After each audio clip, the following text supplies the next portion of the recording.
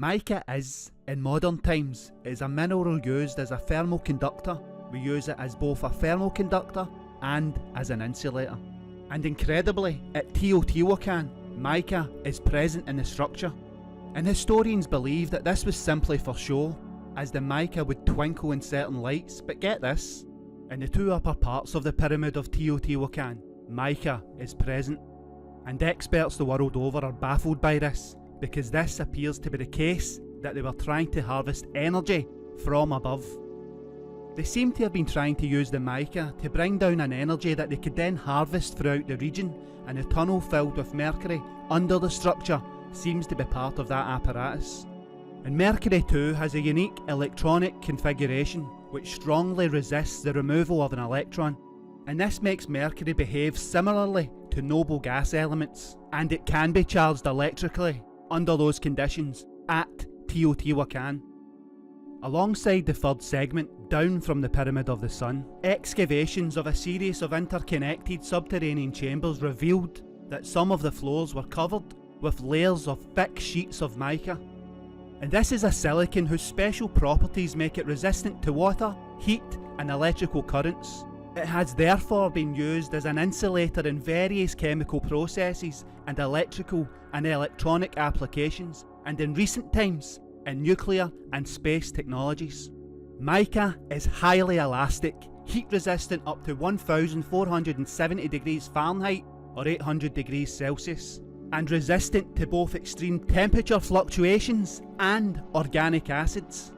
Now, maybe you're thinking, this is all for show, to make the wonder look spectacular? And if it wasn't for one incredible fact, maybe no one at all would be at all surprised by this presence to make these connections. But wait till you hear this. The mica present at Teotihuacan has been tested. This mica contains iron, magnesium, lithium, magnesite and titanium. And the nearest source of those elements in the mica mineral is in Brazil. In the state of Minas Gerais, 4,631 miles away. Does that not just completely blow your mind, or what? Why go to these extreme distances for ornamentation? What the hell is this all about? And how did they do this? They scouted all the way in Brazil? The Aztecs give the wonder its name, Teotihuacan, and this incredibly translates as the place where the gods were created. And the great goddess of Teotihuacan, as it's known, is the main deity. And the great goddess is thought to have been a goddess of the underworld, darkness, the earth, water, war, and possibly even creation itself. And to the ancient civilizations of Mesoamerica, the jaguar, the owl, and especially the spider were considered creatures of darkness, often found in caves and during the night, and this fear of these things is spawning from when they were menacing people in the caves of the earth during the manifestation of the Squatter Man. And in many murals, the great goddess is shown with many of the scurrying arachnids in the background on her clothing or hanging from her arms. And she is often seen with shields decorated with spiders' webs. And if we look at other traditions involving the Squatter Man manifestation, we see that these ideas of the animals assimilate. In European cultures of this time, she was seen as the mistress of animals, or the master of animals, and this directly becomes the first cause of worship in the Potnia Theron, which directly relates to the sky event in the Taurus field.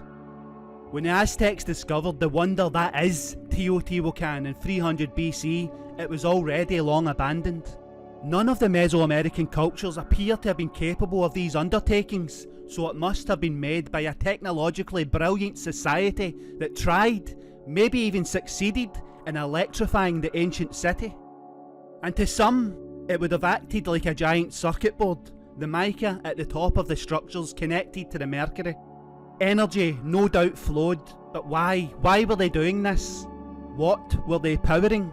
Why the vast distances for the mica? What is going on? Did an ancient civilization 3,000 so years ago create an ancient power plant structure that is Teotihuacan? Their Narmer palettes, striking resemblance to the relief of Baal with a thunderbolt, must point to the same event witnessed in the sky across vast distances. The Temple of Jupiter and Upper Egypt are separated by over 1,000 miles across difficult terrain. Two separate civilizations, great civilizations of Lebanon and Egypt, apparently governed by an almighty ruling king of which they would worship. So what do these two ancient palettes show? What appears to be the same being reaching for the sky before smiting down to the earthlings. According to historians and researchers the world over, the engraving on the Narmer palette depicts a victorious Egyptian king unifying the land under his rule. Traditionally, this king was known as Menes, the first king of the early dynastic period, who united Upper and Lower Egypt through conquest. His predecessor, according to the 3rd century BC historian Manetho, was a king named Narmer, who sought to unify the country through peaceful means. Menes has been associated with Narmer and also with Menes' successor Hor-Aha, who is also credited with the unification of Egypt. The Baal stela is also interpreted as showing the king, the small figure, receiving divine protection from the god Baal. Additionally, Baal is shown thrusting a spear of vegetation into the ground from the sky, symbolizing what historians believe to be the necessity of the storm for a later harvest. Despite the close relationship between the king and the god depicted in the stela, the difference in size between the two figures is interpreted by historian Mark S. Smith as contrasting the power and glory of Baal with the relative weakness of the king. Both reliefs are showing the god in the sky. It's a manifestation in the torus field. The king is in the relief with Baal is on the earth, fearless in front of the great god in the sky, at the mercy of this almighty figure. And when the people witness this fearlessness, they assume the king is the god's representative. Are these palettes showing the birth of the divine right of kingship? The unmistakable similarities can be linked. The central figure in the stela of Baal is shown facing to the right and standing on a large pedestal. The pedestal bears carved representations of Baal's spheres of power, the mountains and the sea upon which he appears to descend. Baal is shown with a raised right hand brandishing a club or a battle mace overhead. His left hand is stretched in front of him and holds a thunderbolt in the shape of a spearhead that extends towards the ground. Both of these reliefs shows the figure with the right arm raised towards the sky. It's the connection to the planets and is the helmet. It stretches skywards as observed by the earthlings. The left hand in this case may be the plasmatic instability. In the Egyptian scene, it shows the sky god smite his enemies, possibly representing sporadic judgment, and in the Baal relief, it shows the king, as if the god has not harmed him and that they are now a connected force. These are representations of the Squatterman event at an end. The cataclysmic occurrences are now over by the torus instability, and the lands become unified under one man's rule. When the people see the great god of the fearless man together, the god goes away before their eyes and the king stands alone. This is what the ancient observers witnessed in the sky. The Narmer palette and the relief in the Louvre Museum of the god Baal, together with the king, tells us the end of the squatter man cycle and the emergence of a new wave of existence under the fearless rule of the man bestowed by God, probably the most important works of an ancient art form present on our planet. Petroglyphs are vastly becoming an open interpretation of human activity. But think not that humans were doodling, and think more that they were documenting something affecting their environment, their nature, and their well-being. Across planet Earth, petroglyphs are present. All across the Earth, they appear to be very similar. From Europe to Australia to the United States and Asia, petroglyphs are present in very discrete phases that are utterly unmistakable. These phases are of a cataclysmic manifestation in the sky, so drastic that it affects everything we know, even today. Largely found in an outdoor setting, perhaps in a cave or an overhang, but no matter where they are found, the artist, it seems, had a vantage view of the event. perhaps taking no more than a few hours to etch in some cases, days in others, and at places like Newspaper Rock, we see a documentation over a very long period of time. This is the message that is reaching through time to tell us something about our past, a past that we had almost forgot about, almost like we slipped into a fantasy to deal with the trauma and the stories in our religious traditions directly relate to the event documented in the petroglyph record by these ancient observers. The dating of petroglyphs is almost impossible. Some have been carbon dated based on the presence of wasp nests to be over 7,000 years old, while others may be closer to only being 2,000 years old. The broad spectrum of our understanding diminishes when confronted by these anomalies, but as one petroglyph fluctuates to another by 5,000 years, at least tells us that the events lasted over a very long time, and the phases must have had breaks where the figure remained dominant yet godlike in nature. Yet to us today, it's our belief in this event that dominates us so drastically. To the ancients, there was a presence, and this is what the petroglyphs are showing us. Dismissed by most as the work of an abstract mind, early human activity in a primitive setting. This is our arrogance. How can we both be amazed by megalithic structures dating over 10,000 years old and then completely ridicule that achievement by suggesting this was the culmination of their simple minds could muster? Two-dimensional geometrics and stickmen.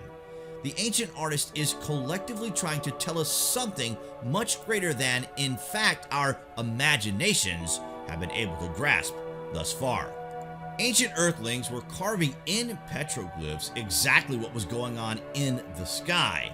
This is a sky event documentation, and it is found all over the entire world. It's everywhere, and it comes as a plasmatic instability, inspiring fear and worship in the minds of the cataclysmic observers. Today, when the sun releases energy, we see the southern and northern lights. It inspires wonder, and it shows us how our fragile existence is protected by an Earth that is the cradle of our survival. These light patterns are the result of charged particles from the solar wind interacting with our planet's magnetic field. Depending on just which atmospheric element is encountered at the time, determines the color of the display. Green and high altitude red are due to oxygen, and the mid altitude red is from nitrogen. Since the aurora are at the north and south magnetic poles, there are displays both north and south of our planet simultaneously. Aurora have been reported to be accompanied by odor or ionized oxygen or ozone. This is the same odor you'd notice from an electric motor. Sounds ranging from faint swishing to what has been likened to the clanking of budding ram horns have also been associated as well. The whimsical dancing lights of the modern day aurora has almost as much impact on our daily lives as do the wispy sheets of Virga that never reach the burning desert sands below. The high energy aurora, on the other hand, could be more catastrophic than a Category 5 hurricane and more threatening than even the grandest lightning show you can imagine. Mere snippets locked into the psychic mythology of mankind, coupled with the faithfully engraved and painted rock art left behind by our ancestors, is all that remains of these long forgotten, world-changing events documented in the petroglyphic record.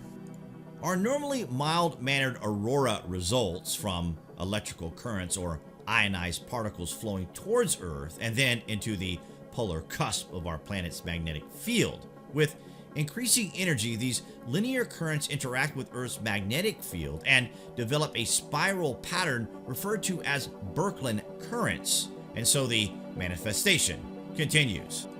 As the spiral tightens, these electric currents pinch off to form a series of bright, round plasma spheroids. Intense lightning would be evidence radiating from the top and bottom of the structure, as well as the spheroids themselves. These spheroids develop further into a levitating stack of donut-shaped toruses, which radiate intense visible and ultraviolet light, X-rays, and other high-energy electromagnetic radiation. As the incoming energy increases, the stress developed forced the torids to violently merge, and the structure, when over-energized, could then catastrophically self-destruct.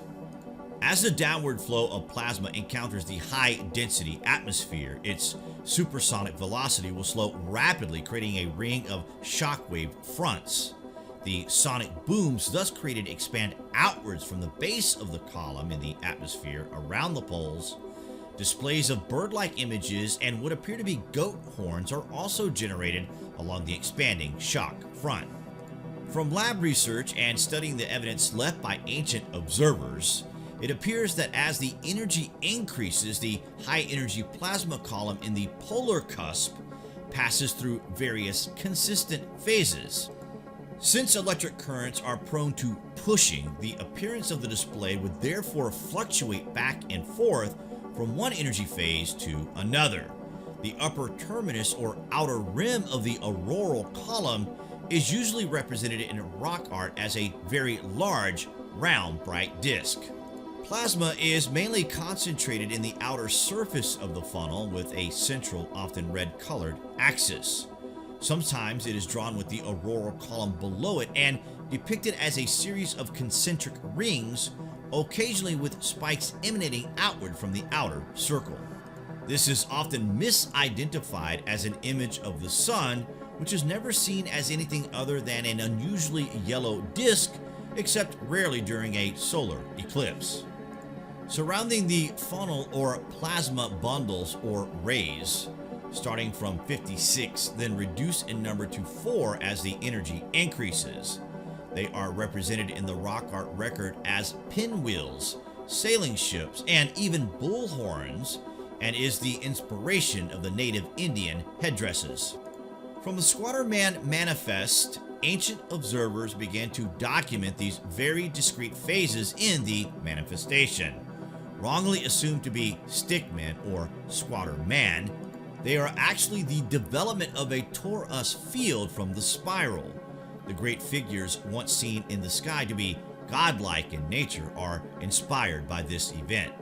The storytelling of the squatter man assimilates from Mesopotamia and Egypt into Greece and Iran.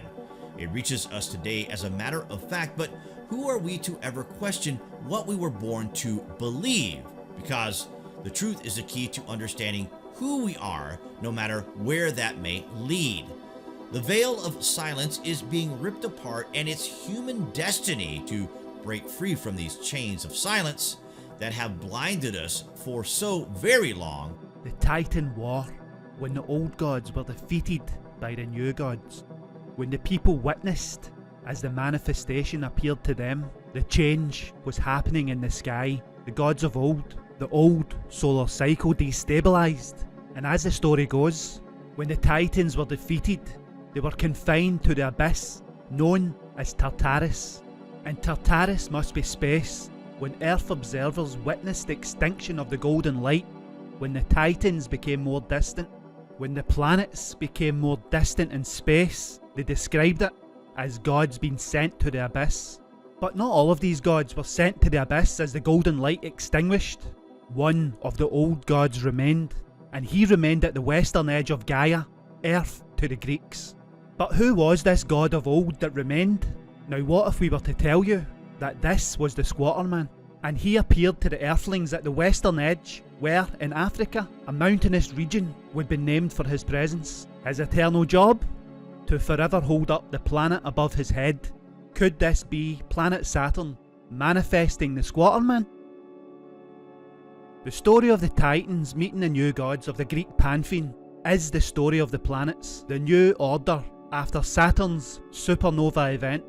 And Atlas, the god Atlas, represents in no uncertain detail the torus field as linked to the petroglyphs all around the world by Anthony Peratt. The Greeks tell us that these gods battled for the universe, and of course to the Earthlings, this was all the universe that they would ever know. Think about this. Atlas can't be holding up the Earth on his shoulders because the people who witnessed it must have been on the Earth to see it. and the story goes that he's banished to the western edge of Gaia. So Atlas appears as if he is on the Earth, descending the Atlas Mountains, and a planet appears above his head. He is clearly the Squatter Man represented. Atlas was also known as a wise man and the founder of astronomy, but for Plato, he was the eponymous first king of Atlantis, and on an ancient map, it refers to the Atlas Mountains as Atlantis. Coincidence? You be the judge. Atlas was given the task of holding up the heavens as punishment from Zeus for leading the Titans in their battle with the Olympian gods for control of the heavens. If Atlas was the leader, and all other gods of the Titans manifested from him, then they must be telling us that Atlas was the dying embers of the manifestation, and at one stage he's even turned to stone when shown Medusa's head. The stone becomes the Atlas Mountains, and this was possibly created by the plasmatic instability itself, so it must be the dying embers of the cataclysmic Squatter Man event at this location for the Greeks.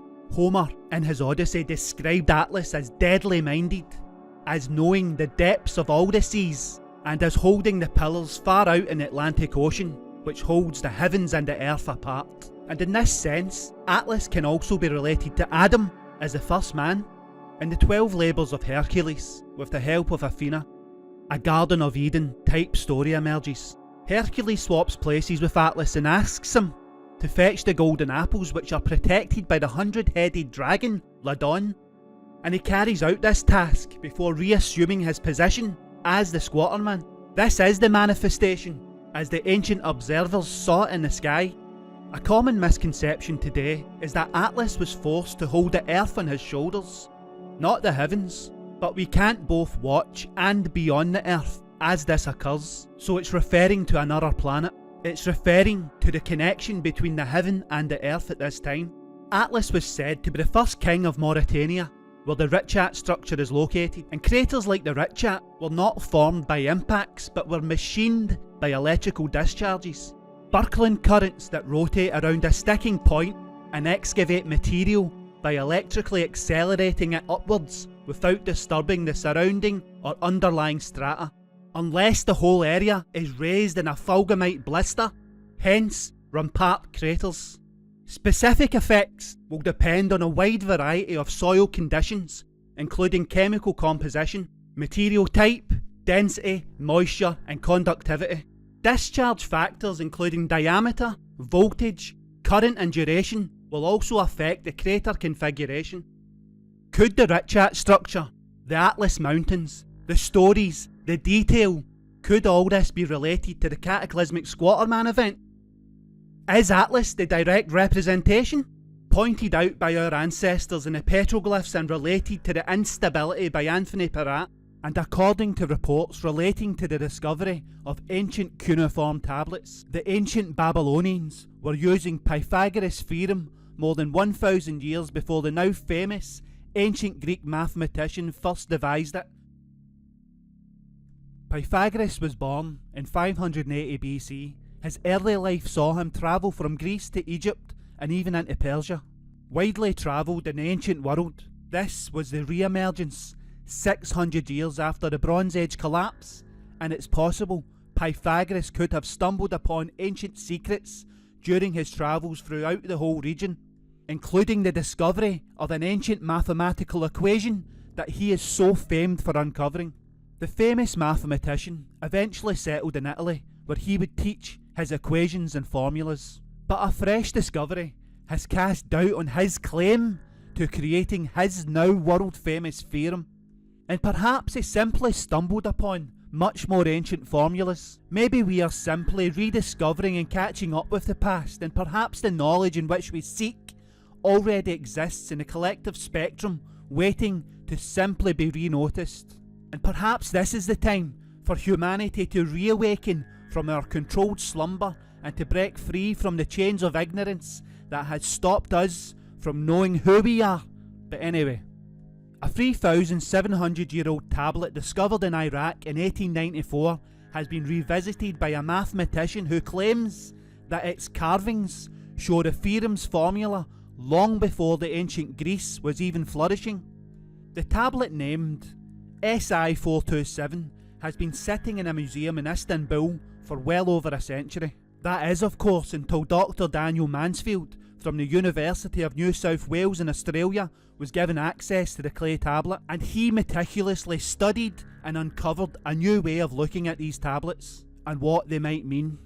And he told BBC's Science Focus magazine, he says, SI427 dates from the Old Babylonian period, that is 1900 to 1600 BC. It's the only known example of a cadastral document from the Old Babylonian period, which is a plan used by surveyors to define land boundaries. And in this case, it tells us legal and geometric details about a field that split after some of it was sold off. The theorem states that the sides of a right-angled triangle obey the formula A2 plus B2 equals C2, where A and B are the lengths of the short sides and C is the length of the longest side. A Pythagorean triple is a set of numbers, usually whole numbers, that fits this relation, such as 3, 4 and 5, or 5, 12 and 13. And any triangle with sides of these lengths must be a right-angled triangle. The fact is extremely useful for making accurate rectangles. Constructing a triangle whose sides are a Pythagorean triple gives you a right angle every time. As a result, it makes SI427 the earliest known example of applied geometry.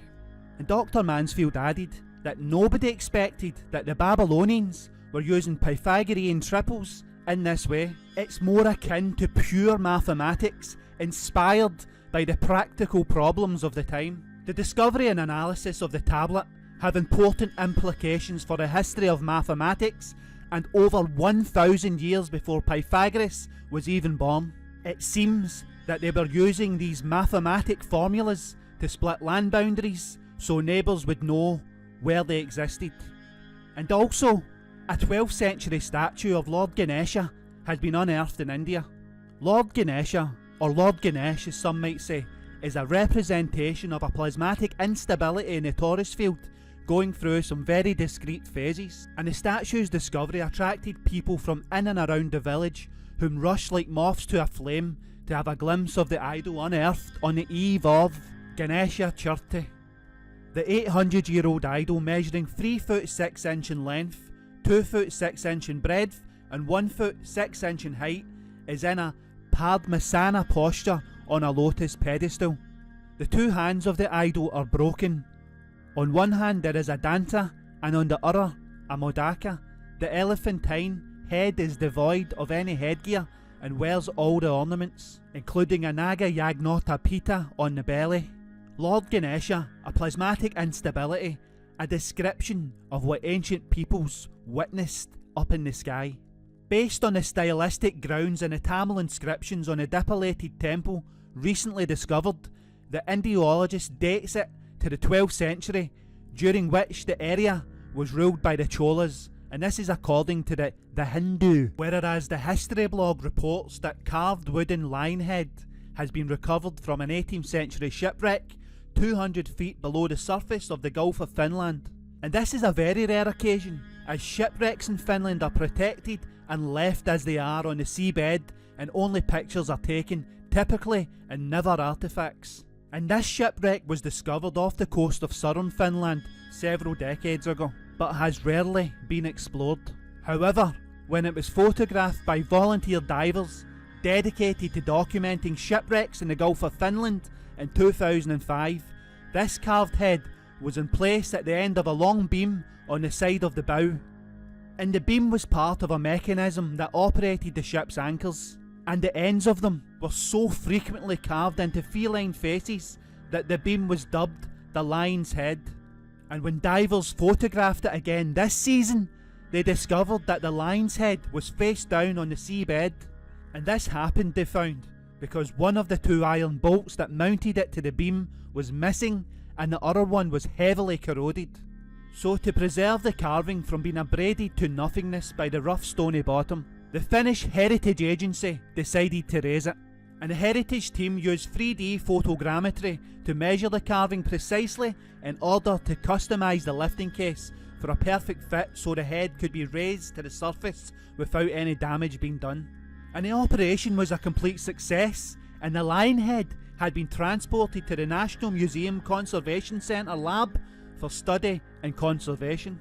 The ship's identity and country of origin is currently unknown, but experts say that all we really know is its age and that it was a three-masted sailing vessel 100 feet long. And archaeologists do hope that examination of the lion head carving will shed some light on the wreck's lost history. And once the wood has been stabilised, the lion head will go on display at the Maritime Museum of Finland in Kotka. And last but certainly not least, as reported in Heritage Daily, archaeologists have discovered ceremonial offerings and a staircase to the spiral pyramidal monument at Sochi Kitato. And it's thought that Sochi Kitato was founded during the Middle Pre-Classic period, around 800 BC, upon the summit of a 4-kilometre wide extinct volcano that rises some 200 metres above the floor of the Puebla Tlaxcala Valley.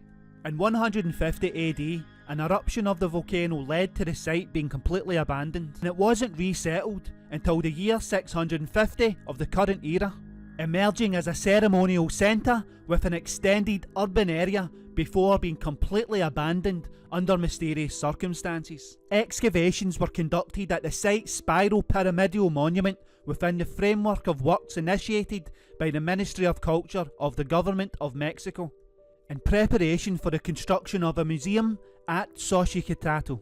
On the northern side of the monument, the researchers discovered the original staircase and several figurines carrying a loincloth painted in red with an elaborate headdress, batons and a clay scroll in the hand. The team also unearthed 2 vessels of the composite silhouette type, for which micro-examinations are being conducted on the vessels to determine the contents and whether they could belong to the individuals represented in the figurines. And the archaeologist in charge of the project, Laura Gallegos, and she says the entire offering is late classic except for the figurine from the pre-classic period, and it may be talking about the reiteration of a lineage, possibly of priests or some type of hierarch of the settlement.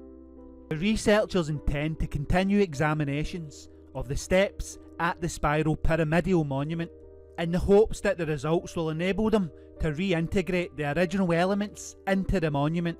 And the figurine certainly looks familiar. A deity squatting over the highest mountain peak. The peak becomes the throne of the king. Is the figurine a representation of the plasmatic instability? What do you think? What type of event, godlike to the earthlings, could inflict catastrophic fear and damage? Squatterman perhaps?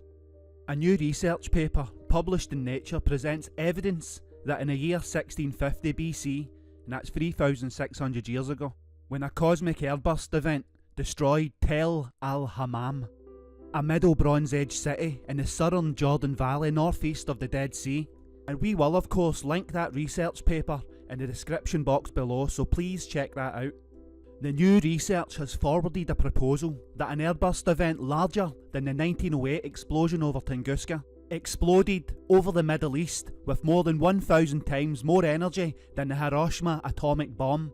And could the figure in the sky have been responsible for this scorching? Wait till you hear this. Present at Tel el-Hammam is a city-wide 1.5 metre thick carbon and ash rich destruction layer that contains peak concentrations of shock quartz, melted pottery and mud bricks.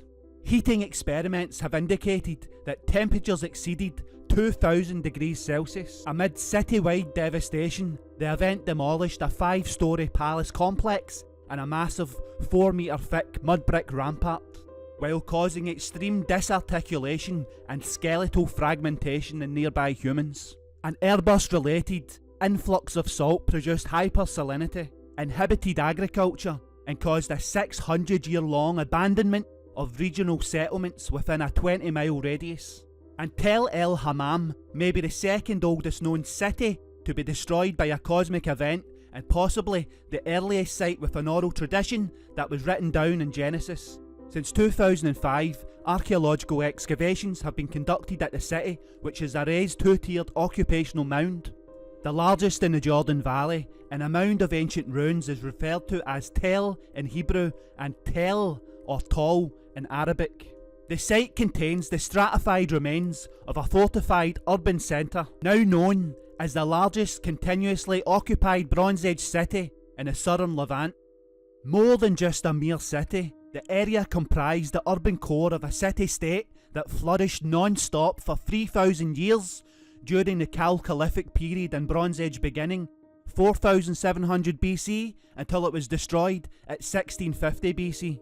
During the Middle Bronze Age peak occupation, an estimated 50,000 people occupied 3 major cities, plus satellite towns, villages and hamlets spread across a 250-mile squared radius.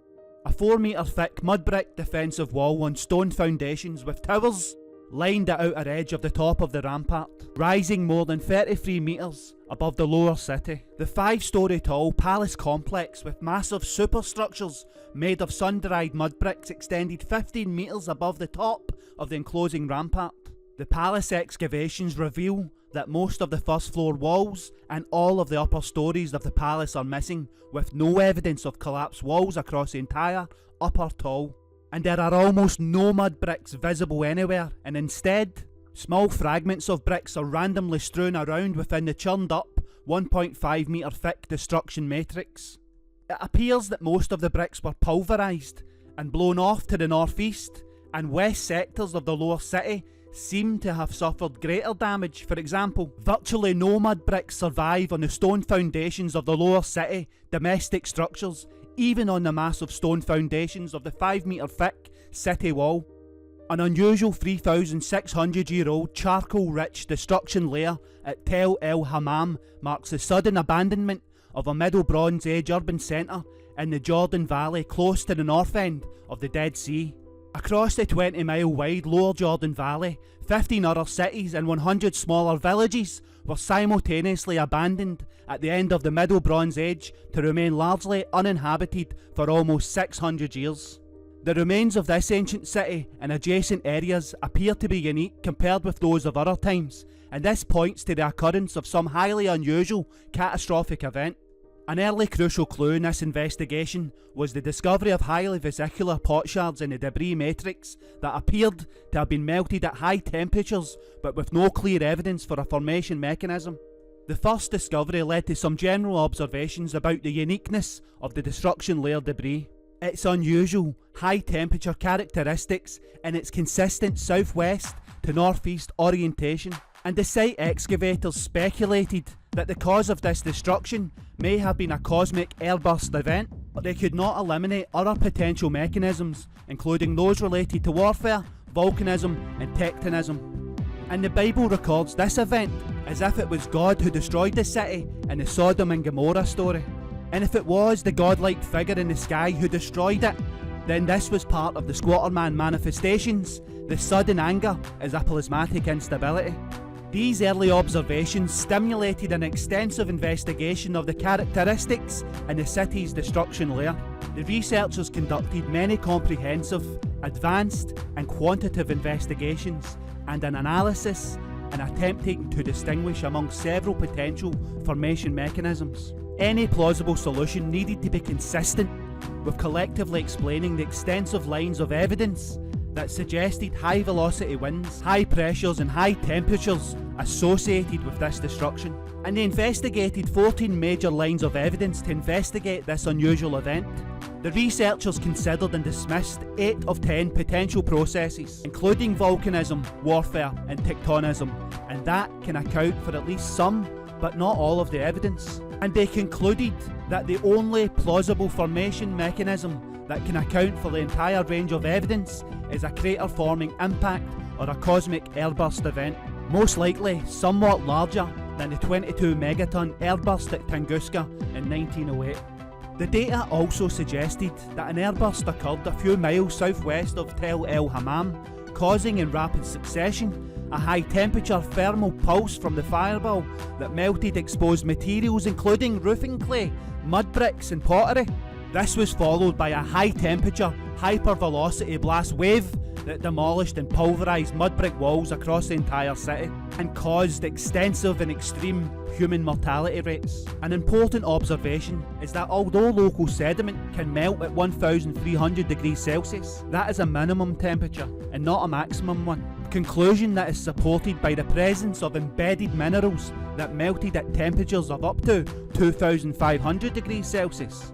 High salt content in the debris matrix is consistent with an aerial detonation above high salinity sediments near the Jordan River or above the hypersaline Dead Sea.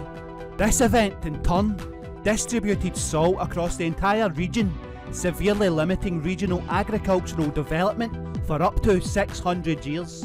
Regarding this proposed airburst, an eyewitness description of this 3,600-year-old catastrophic event may have been passed down as an oral tradition that eventually became written down in the biblical account about the destruction of Sodom.